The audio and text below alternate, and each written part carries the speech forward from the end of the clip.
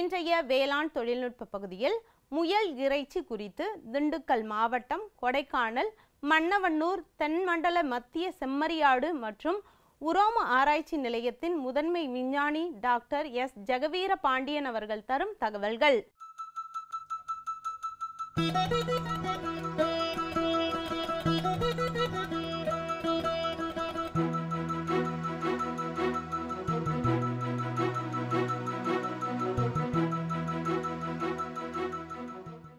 தென்மண்டல ஆராய்ச்சி மையத்தில் மூத்த விஞ்ஞானியாக பணியாற்றிருக்கிற என் பேர் டாக்டர் ஜெகவீர பாண்டியன்.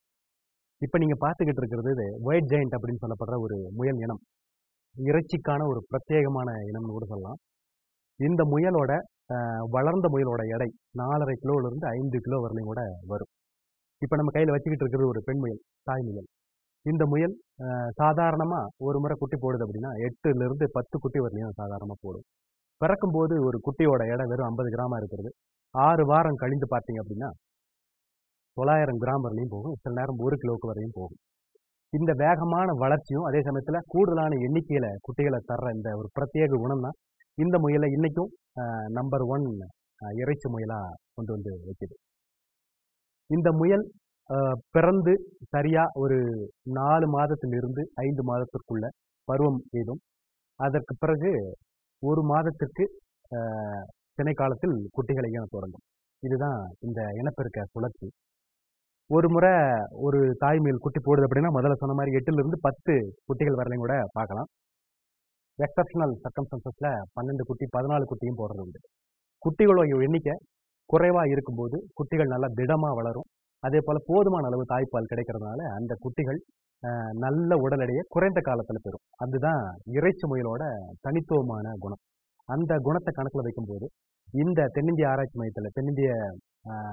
மையத்தில் நம்ம பண்ணிக்கிட்டு இருக்கிறதுல இந்த ஒயிட் ஜெயண்ட் அப்படிங்கிற முயல் பல வருட கால எக்ஸ்பெரிமெண்டேஷன் தொடர்ச்சியாக பரிசோதனைகளுக்கு உட்படுத்தப்படுற பிறகு இந்த முயலோட இறைச்சியும் இந்த முயலோட வளரும் திறனும் மிக உன்னதமாக இருக்கிறதுனால இதை நம்ம மிகவும் பரிந்துரைக்கிற இனமாக நம்ம சொல்கிறோம். அது மட்டும் இல்லாமல் முயல்களில் நோய் வருவதற்கான வாய்ப்பு மிகவும் குறைவாக இருக்கிறதுனால தடுப்பு மருத்துவம் மட்டும் போதும். அதை தவிர வேற விதமான ஆன்டிபயோட்டிக்களோ அல்லது செயற்கையான மருந்துகளோ தருவதற்கான தேவை மிக குறைவாக இருக்குது.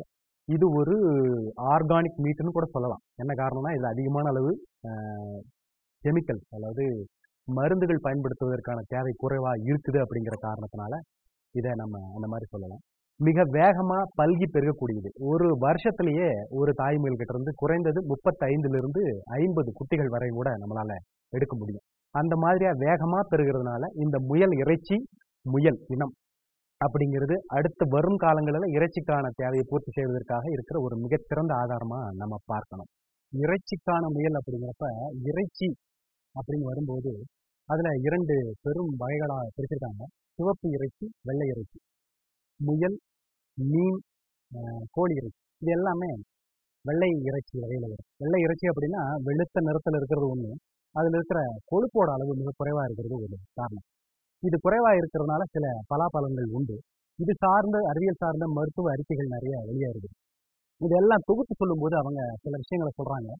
சிவப்பு மாமிசம் அல்லது சிவப்பு இறைச்சியை தொடர்ச்சியாக அதிகமான அளவில் உட்கொள்ளும் போது கோலன், மலக்குடல், பேங்க்ரியாஸ்ன்னு சொல்லப்படுற கணையம், ப்ராஸ்டேட் சொல்லப்படுற இதில் எல்லாத்துலேயும் புற்றுநோய் வருவதற்கான வாய்ப்பு இருக்கிறது அப்படிங்கிறத ரிவ்யூவாக சொல்லியிருக்காங்க மருத்துவ அறிக்கைகள். இந்த காரணம் அதற்கான காரணங்கள் ஆராயப்படவில்லை அப்படின்றது மருத்துவ உலகம் இன்னைக்கு பரிந்துரைக்கிறதுனா வெள்ளை மாமிசத்தை அதிகமாக சாப்பிடுங்க, சிவப்பு மாமிசத்தை முடிஞ்ச அளவு குறைச்சி சாப்பிடுங்க அப்படிங்கிறது தான் அவங்களுடைய ரெக்கமெண்டேஷன் அல்லது பரிந்துரை. இந்த பரிந்துரைக்கு பின்னாடி இருக்கிற விஷயம் தான் இப்போ முயல் இறைச்சி அப்படிங்கிறது. முயல் இறைச்சி அப்படிங்கிறது வெள்ளை மாமிசம்னு சொல்லிட்டேன். இதில் இருக்கிற கொழுப்போட அளவு மிக மிக குறைவு. வெறும் 50 மில்லிகிராம் தான் இருக்கும். 50 மில்லிகிராம் 100 கிராம் இறைச்சி எடுத்துக்கிட்டிங்கன்னா வெறும் 50 மில்லிகிராம் தான் இருக்கும். புரதத்தோட அளவு 21% இருக்கு. மற்ற கோழி இறைச்சி 20% அல்லது 19.5% தான் இருக்கும் புரதம். பட் இதில் முயலை பொறுத்தவரை 21% புரதம் இருக்கிறது அப்படிங்கிறது. கொழுப்பு வெறும் 8% தான் இருக்கு. அதே ஒரு வெள்ளாட்டை இறைச்சி அல்லது செம்மறியாட்டோட இறைச்சி அப்படின்னா 20%, 30% வரலையும் கூட கொழுப்பு இருக்கிறதுக்கான வாய்ப்பு இருக்கு. அப்போ கொழுப்பு குறைவாக இருக்கணும், அதே சமயத்தில் புரதத்தோட அளவு அதிகமாக இருக்கணும் அப்படிங்கிறது தான் ஹெல்த் கான்சியஸ் டயட். புரதம் குறைவாக இருக்கணும், புரதம் அதிகமாக இருக்கணும், கொழுப்போட அளவு குறைவாக இருக்கணும் அப்படிங்கிறது தான் ஹெல்த் கான்சியஸ் டயட். அப்படிங்கிறப்ப மருத்துவ உலகமும் மருத்துவர்களும் பரிந்துரைக்கிறது அதுதான். அப்போ உடல் எடை கூடக்கூடாது, அதே சமயத்தில் புரதம் நிறைந்த உணவாக இருக்கணும், ஆற்றல் இருக்கணும் அப்படின்னா இப்போ முயல் இறைச்சியை நம்ம இயற்கையாக தேர்ந்தெடுக்கணும். அதே போல் லோ கேலரி டயட் அப்படின்னு வரும்போதும் முயலில் நம்ம தேர்ந்தெடுக்கலாம். ஏன்னா 100 கிராம் முயல் இறைச்சியில் வெறும் 160 கிலோ கேலரி மட்டும்தான் கிடைக்குது. அப்படிங்கிறப்ப உடல் பருமன் வேண்டாம், ஒபெசிட்டி வேண்டாம் அப்படின்னு நினைக்கிறவங்க முயல் இறைச்சியை தேர்ந்தெடுக்கிறதுல எந்தவித தயக்கமும் தேவையில்லை அப்படின்னு தான் சொல்லுவேன். அதே போல் இதில் கால்சியத்தோட அளவு அதிகம். மற்ற இறைச்சிகளோட கம்பேர் பண்ணும்போது 2 மடங்கு கால்சியம் இருக்குது. அதே போல் பாஸ்பரஸோட அளவு 350 மில்லிகிராம் இருக்குது. ஒரு 100 கிராமில் 350 மில்லிகிராம் இருக்குது. அப்படிங்கிறப்ப இது ஒரு மிக உன்னதமான இறைச்சி. மற்ற சத்துக்களான மெக்னீசியம், பொட்டாசியம் போன்றவையும் போதுமான அளவில் இருக்குது. உடலுக்கு உகந்தது இல்லை, ஓரளவாச்சும் அதை குறைக்கணும், உப்பு குறைக்கணும் அப்படின்னு சொல்லுவாங்க இல்லைங்களா, அந்த சோடியத்தை பொறுத்தவரையிலும் இந்த முயல் மற்ற இறைச்சிகளை விட மிக குறைந்த அளவிலான சோடியத்தை தான் கொண்டிருக்குது. இது எல்லாம் சேர்ந்து தான் முயலை ஒரு சிறந்த இறைச்சியா பரிந்துரைக்கப்படுது. எல்லா பகுதியிலும் பரிந்துரைக்கிறாங்க, எல்லா நாடுகளிலும் பரிந்துரைக்கிறாங்க. இது மட்டும் இல்லாமல் பாலி அன்சாச்சுரேட்டட் ஃபேட்டி ஆசிட் சொல்லப்படுற புஃபா, நீங்கள் கேள்விப்பட்டிருக்கீங்க, விளம்பரங்களில் வந்திருக்கும். பாலி அன்சாச்சுரேட்டட் ஃபேட்டி ஆசிட், அது குறிப்பாக லினோலீக் ரெண்டுமே கூடுதலான அளவில் முயல் இறைச்சியில் இருக்குது.